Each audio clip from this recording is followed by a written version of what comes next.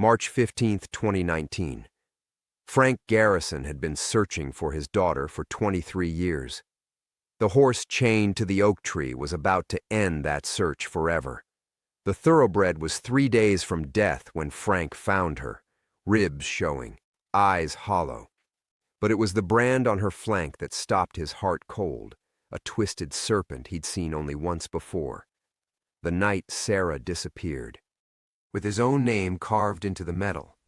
Clay Hendricks, the same name they'd called out 30 years ago, the night he watched them execute Agent Morrison by Willow Creek, the night he ran, the night he promised to never speak of what he saw. Someone had been watching him all these years. Someone knew he was still alive, and they'd just sent him a message wrapped in fur and claws. Before we jump back in, tell us where you're tuning in from, and if this story touches you, make sure you're subscribed because tomorrow I've saved something extra special for you. Clay's weathered hands trembled as he examined the collar more closely. The leather was old but well maintained, the metal buckle bearing scratches that spoke of decades in the wilderness. But it was the precision of the engraving that sent ice through his veins. His full name, carved in block letters with military precision, Clayton James Hendricks. The Bobcat kitten mewed softly from its makeshift nest beside the fireplace, oblivious to the terror it had delivered to Clay's doorstep. 3 days of nursing the half-dead creature back to health, and now this, a message 30 years in the making. Clay set the collar on his kitchen table and walked to the window, scanning the snow-covered expanse of his ranch. The February blizzard had finally passed, leaving behind a white wasteland that stretched to the Wind River Mountains. Perfect isolation, or so he'd thought. His cattle huddled near the windbreak he'd built last autumn, dark shapes against the pristine snow. Nothing moved beyond them except the wind sculpting drifts against his fence posts, but someone had been out there. Someone had known exactly where to leave their calling card. The memory hit him like a physical blow. Agent Morrison's face in the moonlight, eyes wide with surprise as the bullet took him. The splash as his body hit Willow Creek. The voices of his killers, calm and professional as they discussed cleanup protocols. Clay had been tracking a missing calf that night, following prints through the timber when he'd stumbled onto something that was never meant to be witnessed. He'd run then, crashing through deadfall and brush until his lungs burned, certain every snapped twig would bring bullets his way. But they hadn't followed. Maybe they hadn't seen him. Maybe they thought the wilderness would keep their secret. For 30 years it had. Clay walked back to the table and picked up the collar again. The craftsmanship was too precise for amateur work, government issue, just like the equipment Morrison had carried. Someone with resources had been playing a very long game, and Clay was beginning to understand he'd never been as hidden as he'd believed. The kitten stretched and padded toward him on unsteady legs, its spotted coat now dry and fluffy from the fire's warmth. It couldn't be more than 8 weeks old, but something in its amber eyes seemed ancient, knowing. Clay had tracked enough wildlife to recognize intelligence when he saw it. He thought about the mother. Bobcats were fiercely protective of their young. For a kitten this age to be alone meant either the mother was dead or someone had taken it from her. Given the collar, Clay suspected the latter, which meant somewhere out there an adult bobcat was also being tracked, monitored, used. The implications made his stomach turn. If they'd been watching him for 30 years, they knew everything. His daily routines, his supply runs to town, his isolated existence on the ranch. They knew he lived alone, that his nearest neighbor was 15 miles away, that a man could disappear out here without anyone noticing for weeks. Clay walked to his gun cabinet and pulled out his Winchester, the same rifle he'd used for tracking dangerous predators back when he'd worked for Fish and Game. His hands moved automatically, checking the action, loading the magazine. Muscle memory from a lifetime in the wilderness. The kitten watched him with those unsettling amber eyes, head tilted as if questioning his sudden urgency. Clay almost smiled despite the fear crawling up his spine. The little predator had probably saved his life by wearing that collar. Without it, he might have continued living in ignorance while his watchers closed whatever net they'd been weaving around him. He grabbed his satellite phone from the kitchen counter, then hesitated. Who could he call? The local sheriff was a good man, but this was beyond his scope. The FBI? They might be part of whatever conspiracy had killed Morrison. After 30 years of silence, Clay wasn't sure who could be trusted. The wind picked up outside, rattling the cabin's windows and sending snow spiraling across the yard. Perfect weather for covering tracks, both his watchers and his own, if it came to that. Clay had lived in this valley long enough to read its moods, to use its isolation as both shield and weapon. He looked down at the kitten, now sitting attentively at his feet. Such a small thing to carry such enormous implications, but predators, even baby ones, had instincts that went beyond size. This one had survived whatever had taken its mother. Maybe it could help him survive what was coming. Clay made his decision. He couldn't run again, not at 58, not with winter locked around the valley like a fist. But he could prepare. 30 years ago he'd been a young man stumbling onto something deadly in the dark. Now he was older, wiser, and intimately familiar with every ridge and draw for miles around. If they wanted to finish what Morrison had started investigating, they'd have to come to him, and Clay Hendricks would be ready. The snow is falling harder in Wyoming tonight, and Clay's about to discover just how deep this conspiracy runs.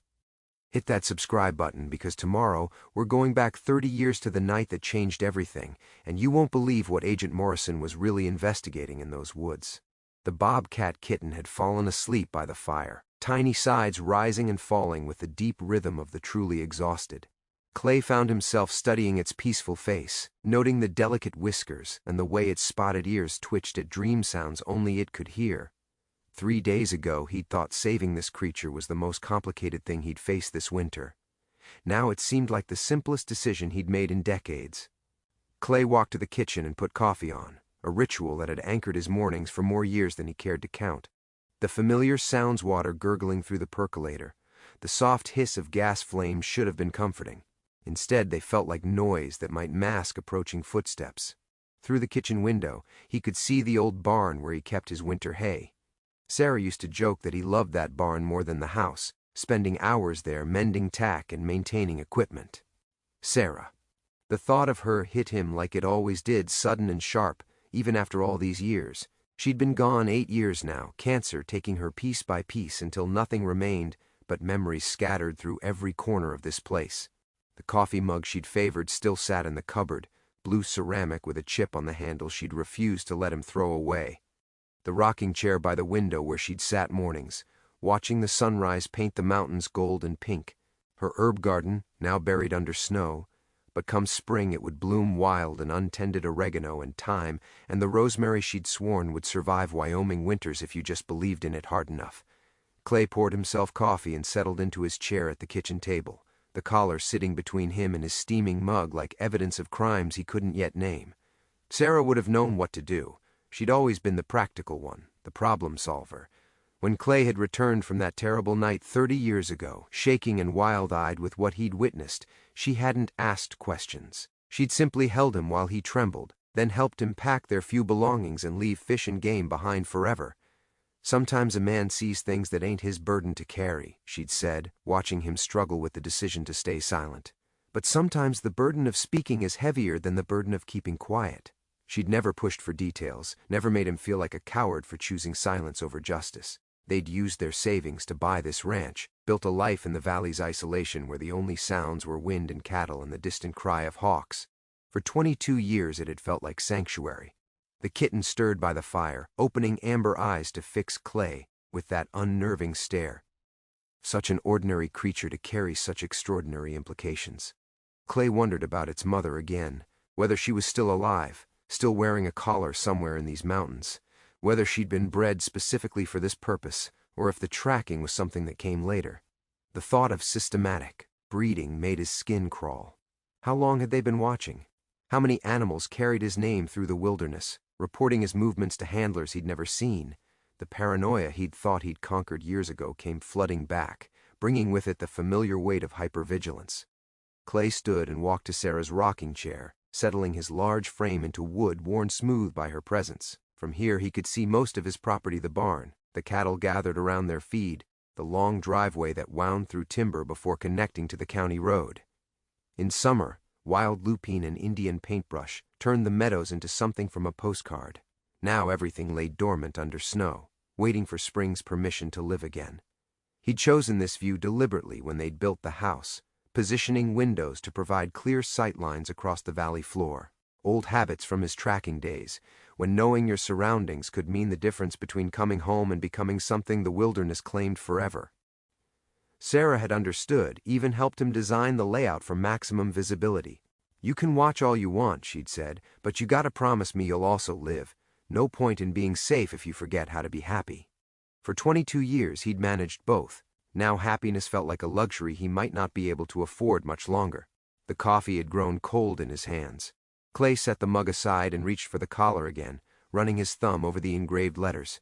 Tomorrow would bring decisions he'd been avoiding for 3 decades. But tonight, in this house where Sarah's presence still lingered like warmth from banked coals, he allowed himself to remember what peace felt like.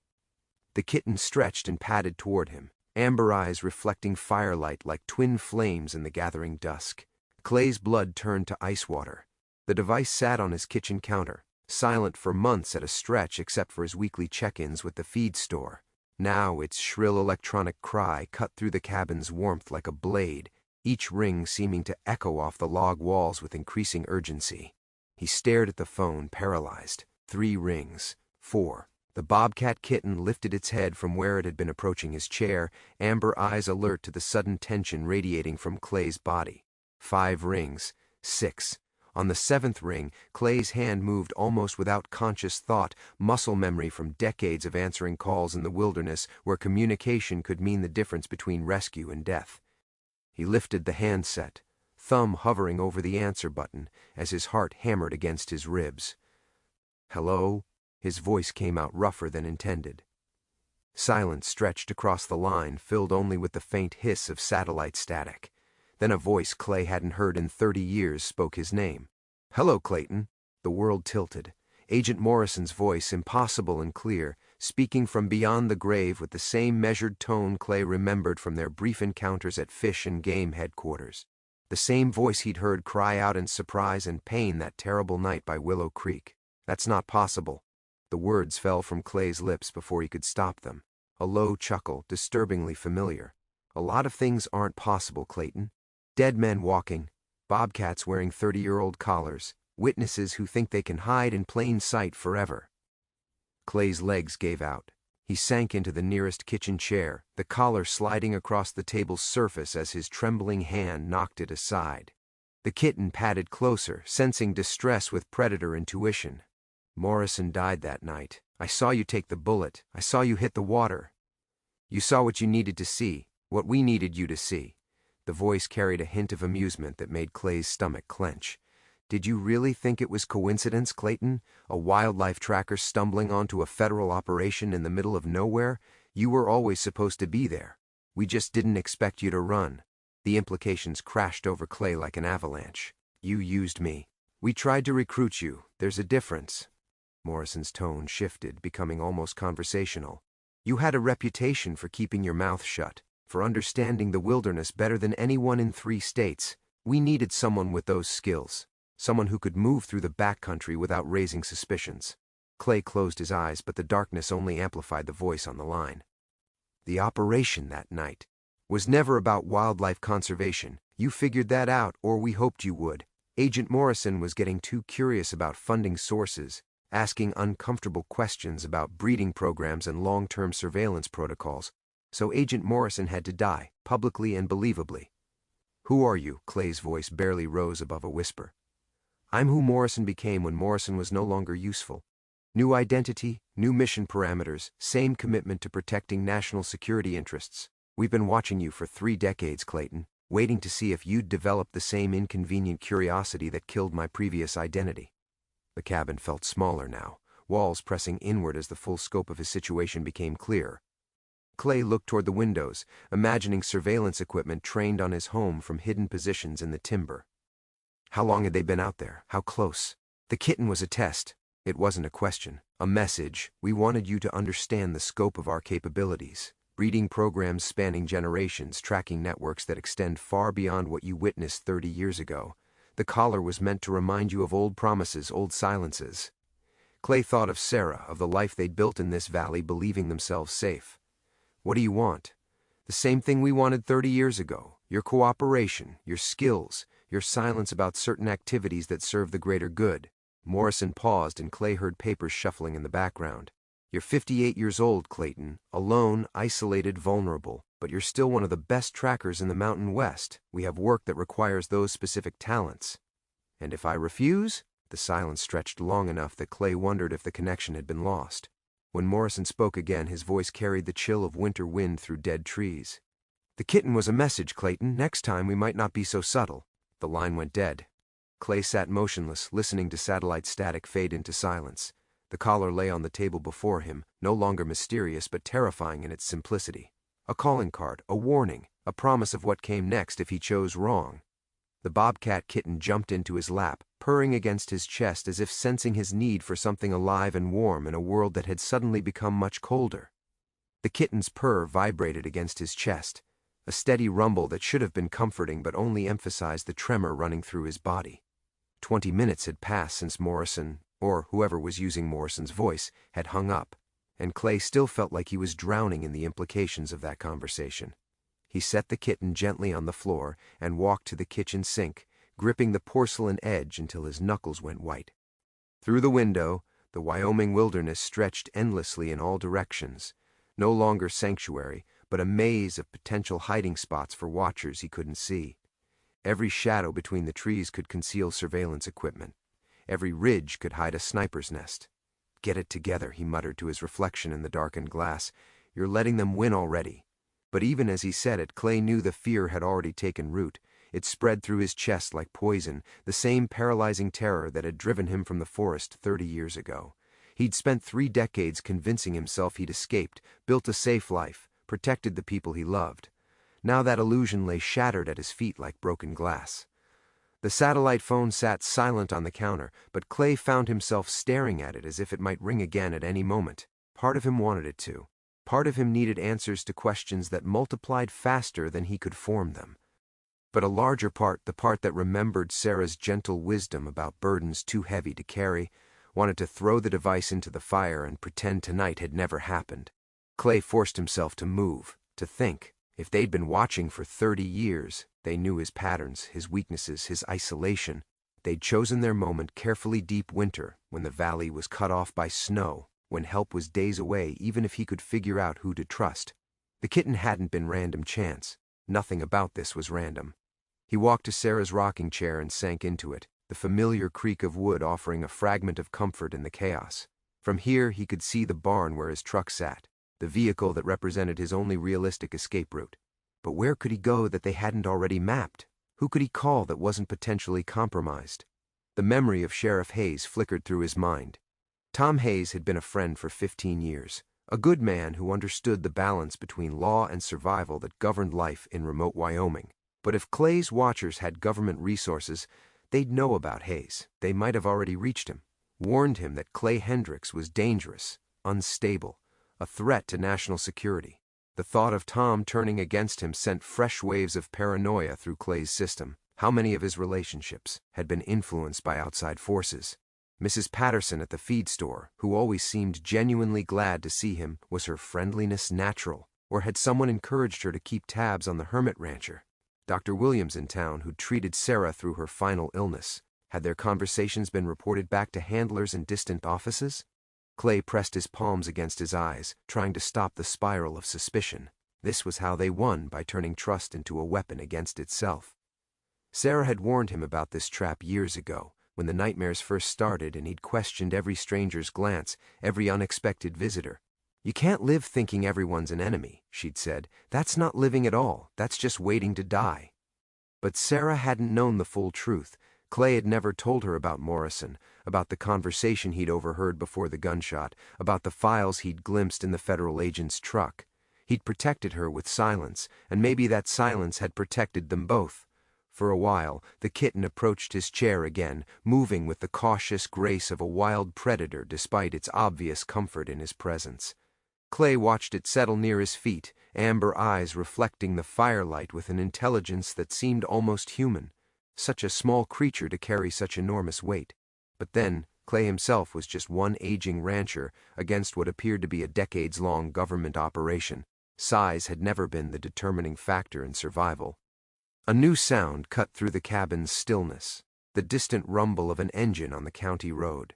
Clay's blood pressure spiked as he strained to listen, tracking the vehicle's progress by sound alone. It was moving slowly, too slowly for someone simply passing through. The engine note suggested a truck, heavy duty, the kind law enforcement might use in winter conditions. The sound grew closer, then stopped. Clay eased out of the rocking chair, muscles coiled with tension as he moved toward the front window. His Winchester leaned against the wall beside the door, loaded and ready, though he wondered if it would be enough against whatever was coming up his driveway in the dark. Outside, headlight beams swept across the snow between the trees, probing toward his cabin like fingers reaching through the night. The kitten's purr had stopped. The kitten had vanished.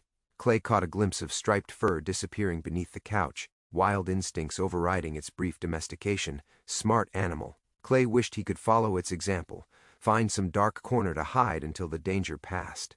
But this was his home, his ground, and after 30 years of running he was tired of being prey. He killed the lights with quick movements, plunging the cabin into darkness except for the fire's orange glow. From the window he could see the vehicle's headlight beams cutting through falling snow, stationary but somehow menacing, waiting. Clay's mind raced through possibilities. Local law enforcement would announce themselves, especially at night in winter when isolated residents might shoot first and identify badges later. A stranded traveler would approach the house directly, seeking help. This deliberate positioning felt like surveillance, like someone taking time to study his defenses before making a move.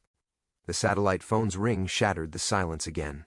Clay's jaw clenched as he stared at the device, its screen glowing blue in the darkness. The headlights outside remained motionless, their occupants probably watching for his response. Everything felt coordinated, choreographed to maximize his fear. On the fourth ring he answered. "Expecting company, Clayton?" Morrison's voice carried a hint of amusement that made Clay's trigger finger twitch. "Call them off." Clay kept his voice steady despite the rage building in his chest. "Whatever point you're trying to make, I understand it." "Do you? Because from where I'm sitting, you still seem to think you have choices in this matter." Papers rustled in the background, the sound somehow more threatening than any direct warning. "The vehicle outside contains colleagues of mine. They're equipped for extended winter operations and authorized to use whatever force circumstances require. Your cooperation would make their evening significantly easier." Clay shifted position, maintaining visual contact with the headlights while keeping himself hidden from potential rifle scopes. "What kind of cooperation?" "The kind that begins with you setting that Winchester aside and answering some questions about what you remember from 30 years ago." Morrison paused, and Clay heard the faint sound of radio chatter bleeding through the connection. "My colleagues are particularly interested in the files you saw that night, the ones Agent Morrison was carrying when he had his unfortunate accident." The admission hit Clay like a physical blow. They knew about the files, which meant they'd always known he'd seen more than just a murder. His silence hadn't protected anyone, it had simply given them 3 decades to plan for this moment. "I never looked at those files, never touched them." "But you remember them. Where they were positioned in the vehicle, how many there were, whether Morrison had time to transmit any information before his untimely death." Morrison's voice dropped to almost a whisper. "You see, Clayton, certain parties have recently begun asking uncomfortable questions about that night. Questions that require very specific answers if we're going to maintain operational security." Clay's blood turned to ice. "Sarah." Silence stretched across the line, confirming his worst fears.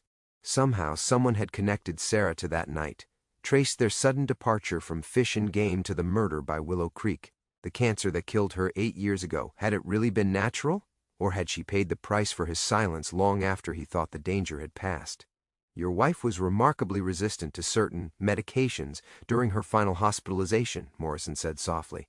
"The nurses were quite impressed by her strength. She never revealed what you might have told her about your experiences in federal service." The Winchester stock cracked under Clay's grip. Sarah had died protecting secrets she didn't even know she was carrying, tortured by people who saw her as nothing more than leverage against a witness they'd allowed to live too long. The woman who'd taught him that healing was possible, that peace could follow violence, had suffered because of his cowardice. "You killed her." The words came out broken, barely human. "Cancer killed her, Clayton. We simply observed the process more closely than her other visitors. Medical facilities have such comprehensive monitoring equipment these days, easy enough to ensure someone's final weeks remain properly supervised." Clay's vision blurred with rage so pure it threatened to consume rational thought. Sarah's last months, when he'd held her hand through endless treatments, when she'd whispered about herb gardens and sunrise mornings they'd never share again, they'd been watched, recorded, analyzed for intelligence value by monsters who treated love like a tactical weakness. The headlights outside began moving again, turning slowly up his driveway with deliberate menace. Clay counted at least 2 vehicles now, maybe 3, their beams creating a constellation of threat advancing through the darkness. Professional teams equipped for winter warfare converging on a grief-stricken rancher whose only crime had been witnessing something too terrible for memory. The phone crackled with static as Morrison's voice returned. "Time's up, Clayton. My colleagues are losing patience." Clay set the phone aside without hanging up and checked his rifle's action one final time. Through the window he could see figures moving between the approaching vehicles' dark shapes with military precision, spreading into tactical positions around his home. Sarah's voice whispered in his memory. Sometimes the burden of speaking is heavier than the burden of keeping quiet. But some burdens became too heavy to carry regardless of the choice made. And some silences demanded blood to maintain. The first vehicle reached his front yard, its headlights washing the cabin's walls with harsh white light. Clay stepped away from the window and waited for what came next. Clay dove behind the kitchen counter as tactical boots thundered across his threshold, bringing winter wind and the metallic scent of military equipment. Voices barked coordinates in the darkness, professional, efficient, utterly without mercy. Red laser dots danced across his walls like deadly fireflies seeking their target. "Clayton Hendricks!" The voice belonged to someone younger than Morrison, crisp with authority that expected immediate obedience. "Federal agents, show yourself!" Clay pressed his back against the cabinet, Winchester clutched across his chest. Through the chaos of boot steps and shouted commands, one sound cut through everything else, the terrified yowl of the Bobcat kitten as someone kicked over Sarah's rocking chair in their search. "Basement clear, bedroom clear. Sir, we have movement in the kitchen area." The beam of a tactical flashlight swept over Clay's hiding spot, revealing him crouched behind inadequate cover. He raised his hands slowly, rifle balanced across his palms in a gesture of surrender that felt like the final betrayal of everything he'd once believed about himself. "Easy now." The voice belonged to a woman, surprisingly gentle amid the aggression surrounding them. "Set the weapon down and step into the light." Clay complied, movements careful and deliberate as armed figures emerged from the shadows of his violated home. 6 agents minimum, dressed in winter combat gear that suggested they'd been planning this assault for weeks. Their faces were hidden behind night vision equipment that made them look like mechanical predators. "Where's Morrison?" Clay asked, surprised by how steady his own voice sounded. The lead agent, a compact woman with sergeant's stripes visible on her tactical vest, tilted her head slightly. "Agent Morrison is coordinating from the command vehicle. He'll be along shortly to conduct your interview." Interview.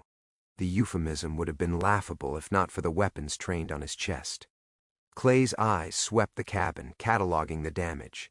Overturned furniture, scattered books, Sarah's quilts trampled underfoot by strangers who saw his life as nothing more than a crime scene to be processed. "The files from 30 years ago," Clay said, gambling on the one card he might still hold. "Morrison wants to know what I saw, but he already knows, doesn't he?" The sergeant's stance shifted almost imperceptibly. Behind her night vision gear, Clay sensed confusion rather than the confidence he'd expected. Something in his question had introduced an element these soldiers hadn't been briefed on. "Sir?" One of the younger agents spoke up from beside the fireplace. "What files is he talking about?" "Classified," the sergeant snapped, but her tone carried the hollow ring of someone repeating words without understanding their meaning. "Morrison will handle all interrogation protocols." Clay felt the first stirring of something that wasn't quite hope but might become it. These weren't Morrison's colleagues, they were Morrison's tools, sent to collect a target without being told why. Which meant Morrison was more desperate than he'd let on, forced to use assets who didn't know the full scope of what they were walking into. "You don't know what this is really about." Clay addressed the sergeant directly, ignoring the rifle barrels that tracked his movement. "Morrison told you I was a terrorist, right? A domestic extremist who needed to be brought in for national security purposes?" "That's classified information," she replied, but uncertainty crept into her voice. Clay pressed his advantage. "Ask him about Agent Morrison, the real Agent Morrison who died 30 years ago by Willow Creek. Ask him how he came to be using a dead man's identity." The silence that followed carried weight. Clay watched the soldiers exchange glances behind their equipment, professional composure cracking as questions they'd never been authorized to ask began forming in trained minds. The front door opened again, bringing a swirl of snow and the heavy footsteps of someone who moved with civilian awkwardness among the military precision. Morrison stepped into the cabin's harsh light, and Clay saw his face clearly for the first time. He was young, maybe 45, with the soft features of someone who'd spent his career behind desks rather than in the field. nothing like the weathered federal agent Clay had seen murdered 3 decades ago. This Morrison was an actor playing a role, wearing a dead man's credentials like an ill-fitting costume. "Excellent work, Sergeant Chen." Morrison's voice carried the same tone Clay remembered from the phone, but seeing its source destroyed the illusion of authority. This was a bureaucrat with delusions of fieldwork, not the seasoned operative Clay had feared. "Has the subject been processed?"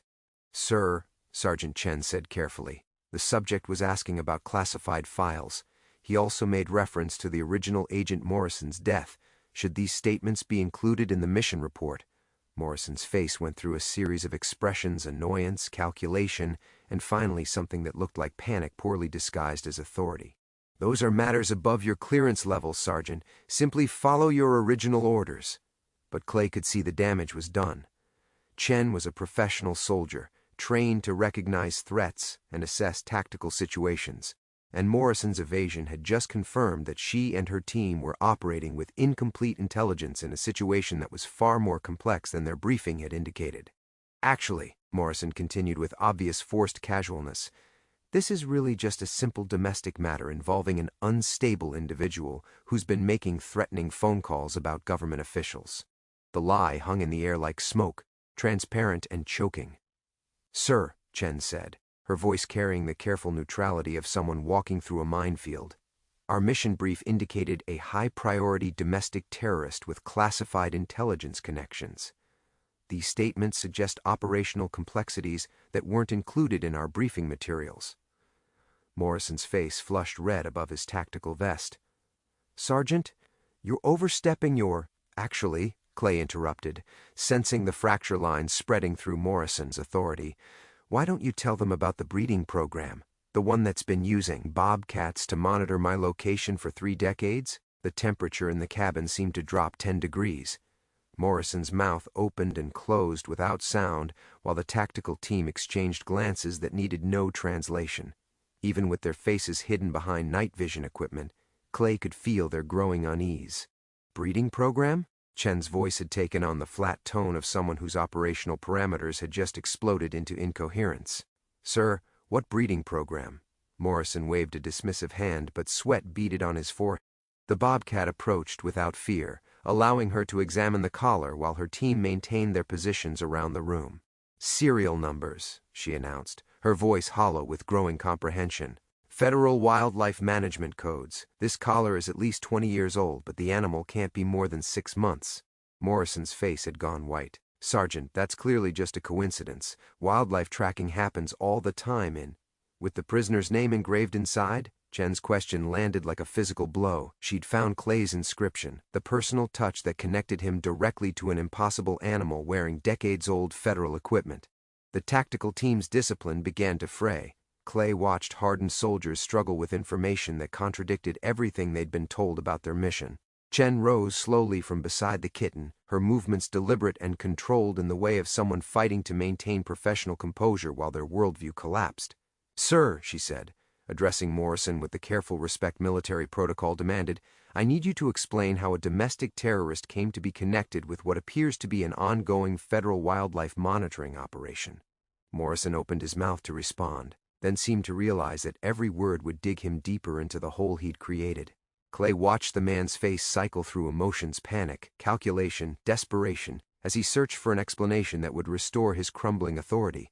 "The prisoner," Morrison said finally, his voice cracking slightly, "has been stealing federal tracking equipment to outfit local wildlife as part of an anti-government conspiracy to—" "Stop!" Chen's command cut through the absurd lie like a blade. "Sir, with respect, that explanation contradicts basic forensic evidence.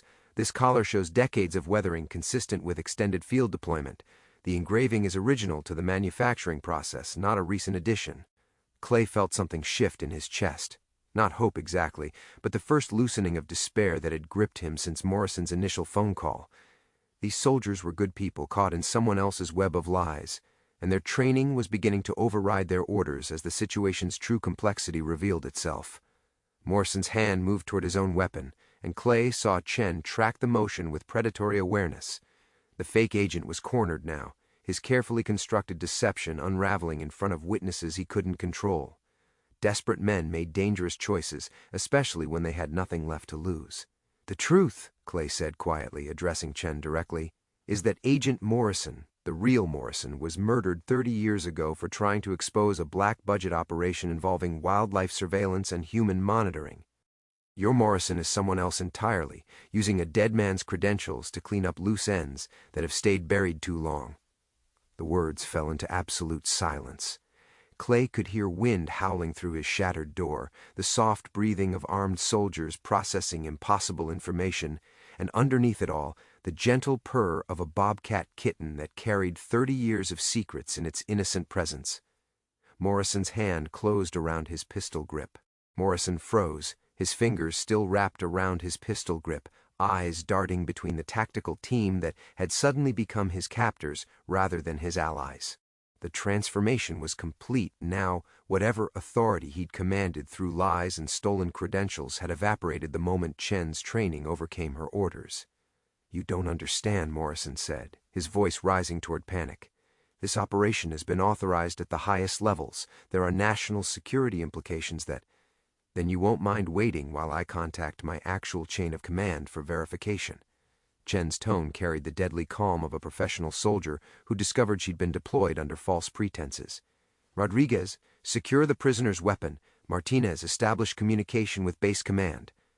Clay watched Morrison's face contort with the realization that his carefully constructed deception was collapsing in real time. The man who'd terrorized him with threats and murdered Sarah through medical surveillance was nothing more than a mid-level bureaucrat whose authority existed only as long as no one questioned it too closely.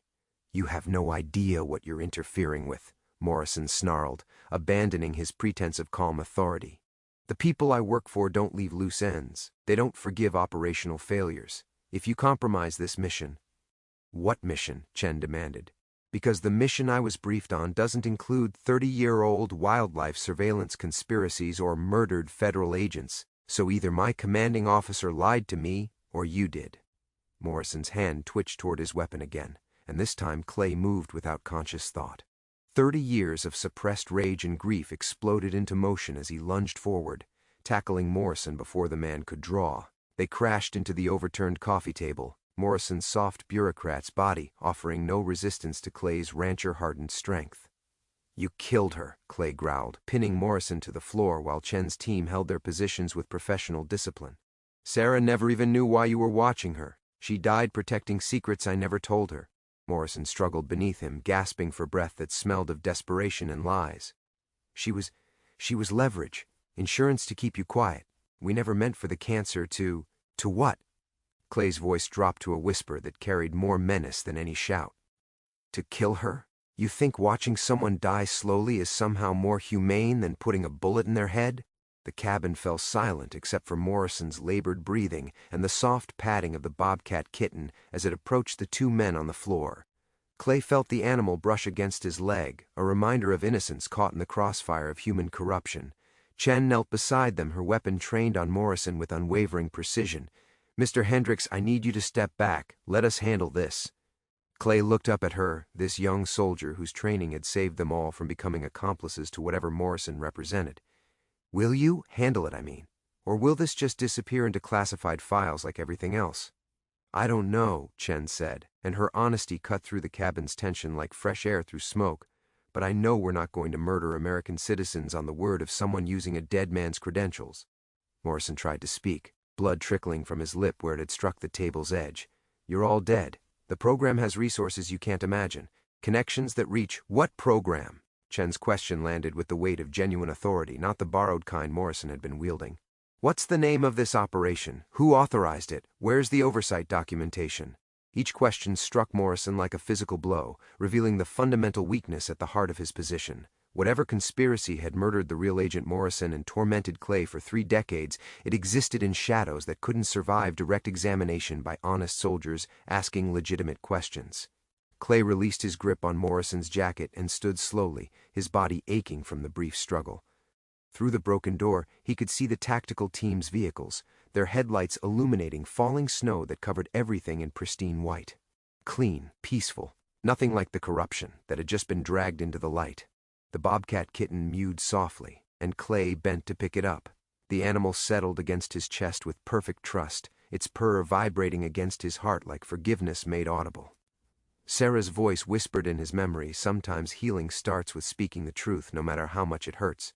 The files, Clay said, addressing Chen directly. The real Agent Morrison had files about the breeding program, about using wildlife to monitor American citizens without warrants or oversight. That's what got him killed. Morrison's face went ashen. Even pinned on Clay's cabin floor with a rifle trained on his chest, the mention of those files struck him like a revelation of ultimate failure. "Where?" Morrison whispered. "Where are they?" Clay smiled for the first time in 30 years. "Safe. Waiting for the right people to find them." The Bobcat kitten, now a growing adolescent with Sarah's name embroidered on a new, clean collar, watched from a sunny rock as Clay opened the envelope one final time. Agent Morrison's original files, retrieved from their hiding place in an abandoned line shack, had done their work. The conspiracy that killed one honest man and destroyed countless lives had finally been dragged into daylight where it couldn't survive. The fake Morrison was in federal custody, singing like a bird about shadow budgets and unauthorized surveillance programs. Sergeant Chen had been promoted and assigned to a joint task force investigating constitutional violations by rogue intelligence assets. And Clay Hendricks, the witness who'd spent 30 years running from his own truth, was finally free to remember his wife without the weight of secrets poisoning every memory. "You did it, sweetheart," he whispered to the wind that carried Sarah's presence in every breath of mountain air. "You always said the truth would set us free." The Bobcat chirped and padded over to brush against his legs, a gesture that no longer carried the weight of surveillance and conspiracy. Just an animal, offering comfort to a human who'd learned, perhaps too late, that some burdens weren't meant to be carried alone. Clay's phone buzzed, a text from Chen updating him on the investigation's progress. 17 people arrested, 6 government agencies under congressional review, a presidential commission formed to investigate domestic wildlife surveillance programs. The machine that had murdered Agent Morrison was being systematically dismantled by the very institutions it had corrupted. He deleted the message without reading it completely. The details mattered less now than the simple fact that justice, delayed by 3 decades, was finally stumbling toward light. Above them, a red-tailed hawk circled on thermals rising from the warming valley floor. Clay watched it soar with the easy grace of something wild and free, unburdened by human schemes and surveillance, the way all creatures were meant to live. Sarah the Bobcat chirped again and bounded toward the creek's edge where minnows darted through sun-dappled shallows. Clay followed, his boots crunching on gravel that had witnessed a murder and now bore witness to something approaching peace. The file's final page contained Agent Morrison's handwritten note: "The greatest tragedy isn't what we've done to the wildlife. It's what we've done to the people who trusted us to protect both." Clay had memorized those words during the long nights of testimony and depositions that followed Chen's investigation. They'd become his anchor when the weight of 30 lost years threatened to drown him in regret. But regret was a luxury he couldn't afford anymore. Sarah was gone, and no amount of justice would bring her back. The years of silence couldn't be reclaimed. The only choice was what to do with whatever time remained. Clay pulled out a small velvet box, Sarah's wedding ring, which he'd kept in his pocket every day since her funeral. For 30 years it had been a talisman of guilt and unfinished promises. Now, standing beside water that ran clean and bright toward distant mountains, he felt ready to let it go. "I loved you," he said to the creek, to the sky, to the memory of a woman who deserved so much better than the scared, broken man he'd become. "I loved you enough to keep your secrets, but you always said secrets were meant to be shared with the people we trust." He opened the box and held the ring up to catch the afternoon sunlight. Gold and diamonds, simple and perfect, like the woman who'd worn it. The Bobcat looked up from her fishing expedition, golden eyes reflecting understanding that transcended species. Clay smiled, really smiled, for what felt like the first time since Sarah's diagnosis. Then he wound back his arm and threw the ring as far as he could, watching it arc through mountain air before disappearing into the creek's swift current with barely a splash. The weight that lifted from his shoulders was physical, measurable, like setting down a pack after a long day's hike through difficult country. Freedom felt strange after 30 years of self-imposed imprisonment, but he was learning to carry it with the same grace the hawk showed riding invisible currents of warm air. Walking back toward his truck, Clay felt eyes watching him, not surveillance this time, but the curious gaze of wildlife reclaiming territory that had been tainted too long by human corruption. A family of deer grazed in the meadow where Agent Morrison had died. Songbirds nested in branches that had witnessed murder. Life, relentless and forgiving, grew over old scars until they became just another part of the landscape. The bobcat followed, no longer burdened by secrets embedded in outdated tracking collars, just a wild animal choosing to walk beside a man who'd finally learned that some truths were worth the price of speaking them aloud. Behind them, Willow Creek sang its eternal song of water over stone, washing clean whatever needed washing, carrying away what needed to go, and flowing always toward something larger than the darkness it had seen.